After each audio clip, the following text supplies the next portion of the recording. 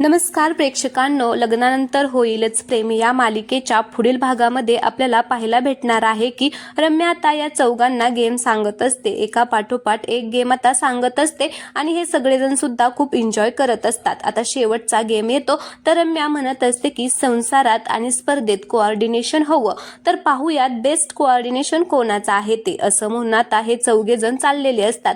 तर रम्याने टोचणारे दगड तिथे टाकलेले असतात, त्यावरती काव्याचा पाय पडतो तर तिला खूप दुखतं म्हणून ती जोरात ओरडते। तर नंदिनी तिला सावरते आणि काव्याचा हात पकडून ती तिच्याकडे खूपच प्रेमाने पाहत असते। काव्या सुद्धा नंदिनीकडे पाहते, तिला सुद्धा नंदिनीने असं सावरल्यामुळे खूप छान वाटत असतं, कारण जिंकायचं सोडून तिने आपल्या बहिणीला सावरलेलं आहे। तर आता चौघेही एकत्रच चालतात आणि आता जिथे जायचं असतं तिथे जाऊन पोहोचतात। रम्याला मात्र खूपच राग येतो, तर नंदिनी म्हणत असते की आम्ही नात्यात कधीच स्पर्धा होऊ देणार नाही। तर काव्या म्हणते की कोणाला एकटं पडू देणार नाही आणि कोणाला मागे सोडणार नाही, असं म्हणून चौघेही एकत्र आलेले असतात। रम्याचा चेहरा मात्र इथे चांगलाच पडलेला आहे।